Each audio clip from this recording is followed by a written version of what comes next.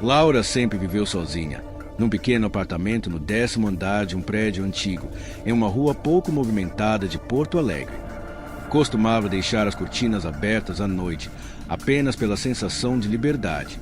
Gostava de observar as luzes da cidade, as janelas acesas, as vidas alheias se moviam em silhuetas. Tudo mudou numa quinta-feira chuvosa. Enquanto lavava uma caneca, ela notou uma figura parada na janela do prédio da frente. Um homem, imóvel, olhando fixamente em sua direção. Achou coincidência.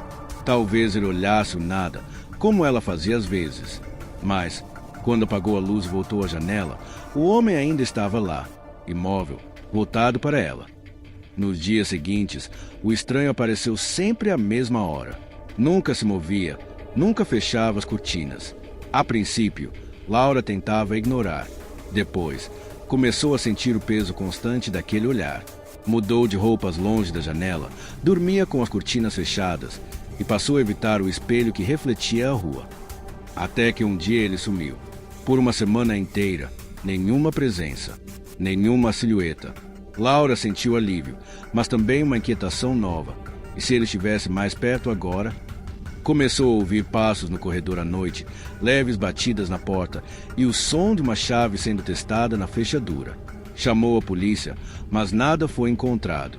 Colocaram uma nova tranca e recomendaram ficar tranquila. Na manhã seguinte, quando abriu a janela para arejar o quarto, percebeu um detalhe que a fez gelar. No parapeito externo, havia uma marca de mão, suja, masculina, impressa na poeira, de dentro do apartamento. Depois desse ocorrido, Laura nunca mais abriu as cortinas.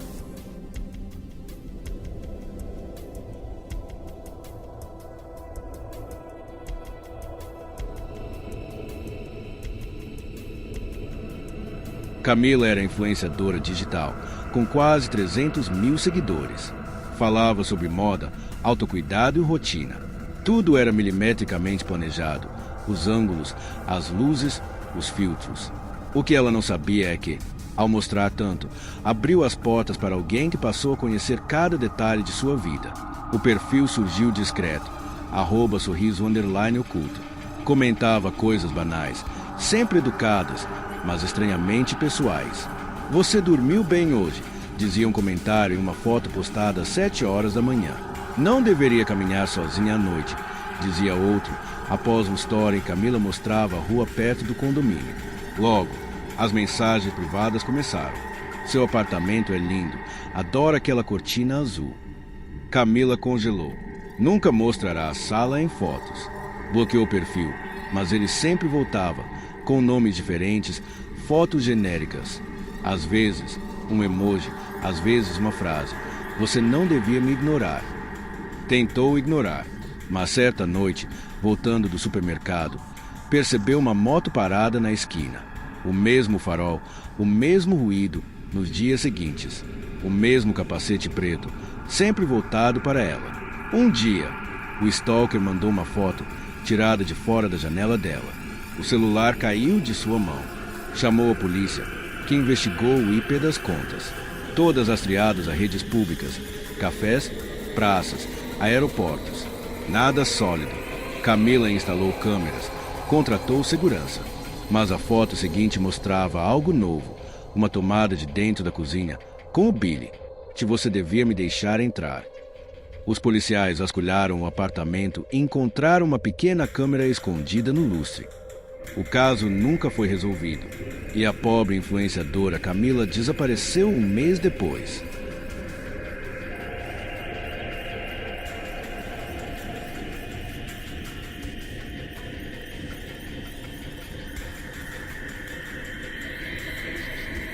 Marina trabalhava como enfermeira noturna. Chegava em casa às 6 da manhã, exausta, com o corpo doendo e a mente confusa. Morava sozinha em um prédio simples e todo dia, ao subir as escadas, encontrava um envelope branco enfiado sob a porta. No começo, achou que fosse engano, mas o destinatário era sempre o mesmo, para a moradora do 4º andar. As primeiras cartas eram elogios. "Admiro sua dedicação. Você tem o sorriso mais bonito da rua." Depois vieram descrições pessoais. Hoje você chegou às 6h12, usando a blusa azul. Você parecia cansada. Marina começou a trancar as janelas, mudar o caminho de casa e até pediu para um amigo acompanhá-la. Mesmo assim, as cartas continuavam chegando, sempre às madrugadas. Certo dia, ela resolveu ficar acordada para descobrir. Às 5h50, ouviu passos leves no corredor. Abriu a porta de repente. Ninguém. Mas havia uma nova carta no chão. Quando abriu, o sangue gelou. Não precisa mais procurar. Eu já estou dentro. Marina correu para o telefone, mas o som da ligação foi interrompido por algo mais próximo. O rende do armário no quarto. A polícia encontrou sinais de invasão pela janela da lavanderie. O homem, um vizinho do térreo, obcecado por ela, havia feito cópias da chave. E quando prenderam, descobriram um quarto secreto cheio de fotos dela dormindo. O choque foi tamanho que Marina se mudou no dia seguinte e nunca mais trabalhou no turno da noite.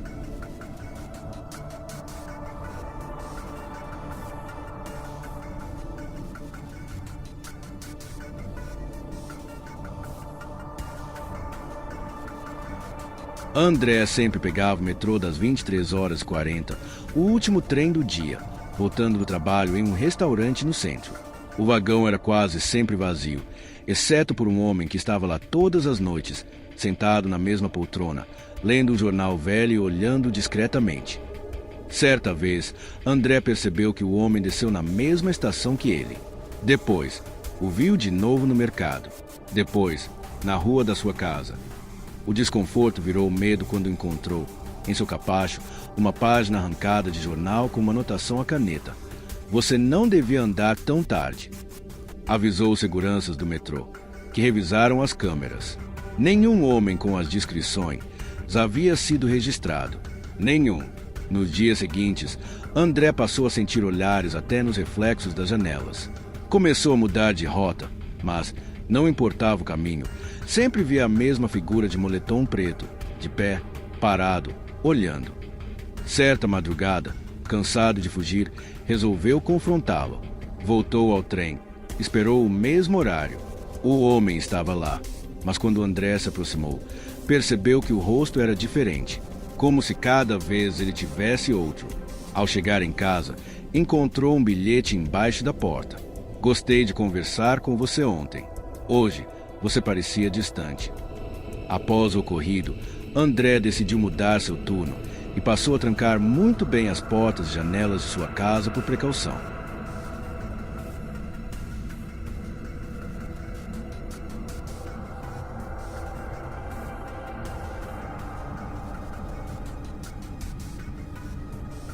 Lígia herdou uma casa antiga de uma tia distante, no interior de Minas Gerais. Era espaçosa, silenciosa e tinha um porão que ela nunca usava. Mudou-se achando que teria paz. Na primeira semana, ouviu batidas vindas do chão, como passos abafados. Pensou que fossem canos ou ratos.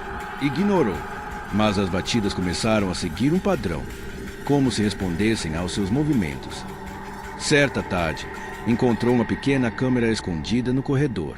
Achou que fosse antiga, talvez esquecida pela tia.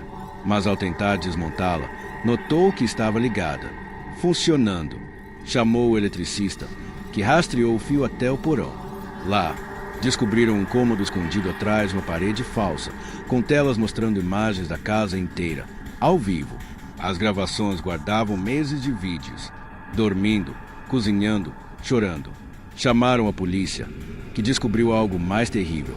O ex-caseiro da tia, que desaparecera anos antes, morava escondido no subsolo, entrando e saindo quando Lígia saía para o mercado.